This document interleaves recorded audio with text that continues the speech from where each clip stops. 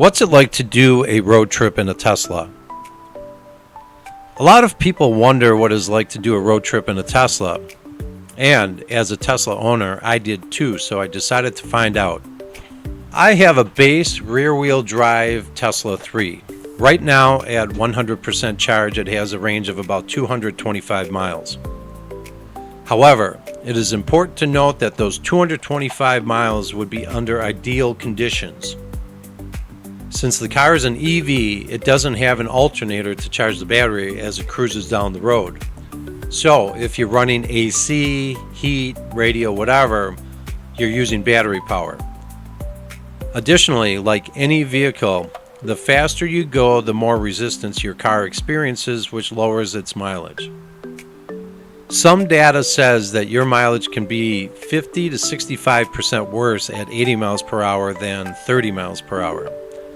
I tried to keep things at the posted speeds, which can be kind of tough, but those were usually about 70 miles per hour. The trip I chose went from the Milwaukee area to Cape Cod, Massachusetts. There are two ways I usually use when making this trip. They are both about 1,160 miles each way. One goes through 5 states, one goes through 10 states. The first thing that goes through everyone's mind is, can I find enough charging stations to make this trip? At least for this trip, that was not a problem.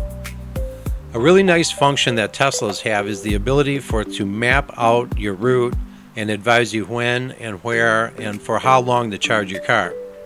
It tells you how long to charge for because it's shooting for time efficiency.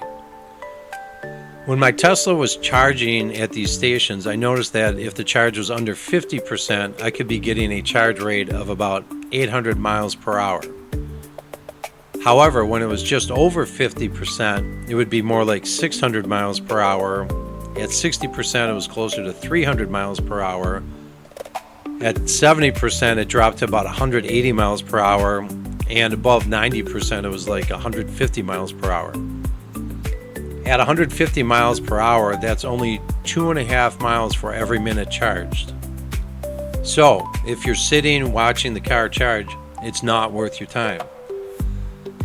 Another calculation for the trip is how much you spend charging. Different locations have different pricing structures. At some stations during off-peak hours, I've seen prices as low as 20 cents per kilowatt hour. However, at some stations, the price was 50 cents per kilowatt hour all day long. I used 19 chargers round trip, with 8 on the way there and 11 on the way back. The difference is because of the way Tesla's system advises you when to charge, which I think is based on the locations of the upcoming charging stations.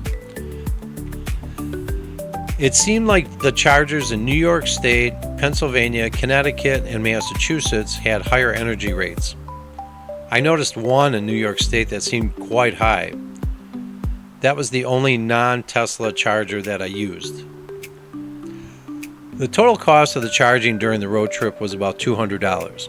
If you have a car that gets 30 miles to the gallon and gas is $3 a gallon, you would pay $232.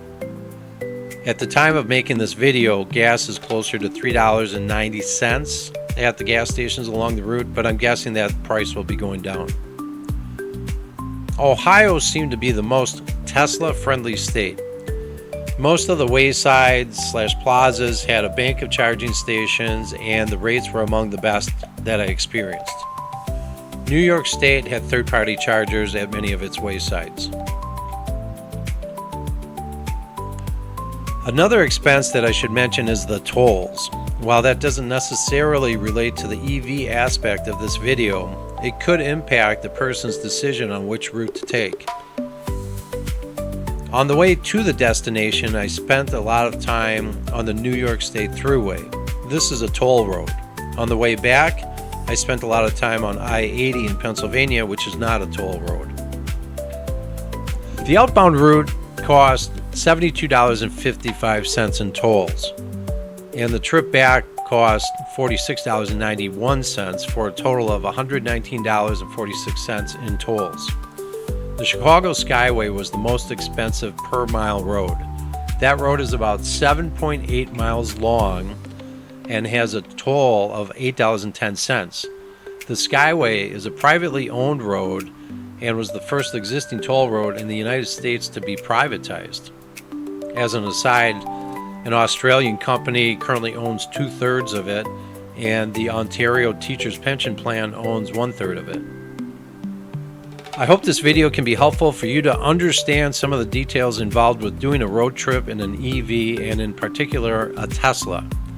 I thought the trip was fun.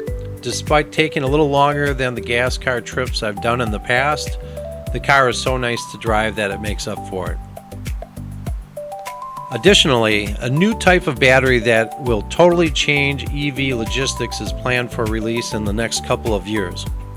That is the solid-state battery. Early reports say it will go 600 miles and charge in 9 minutes without degradation. That should make EVs more desirable than gas-powered cars. Thank you for watching. I hope you got a lot out of this. If you've been on a road trip in an EV, we would love to hear about your experiences. Please post those in the comments box below. Or if you have any questions regarding road tripping in an EV, please post any questions below too.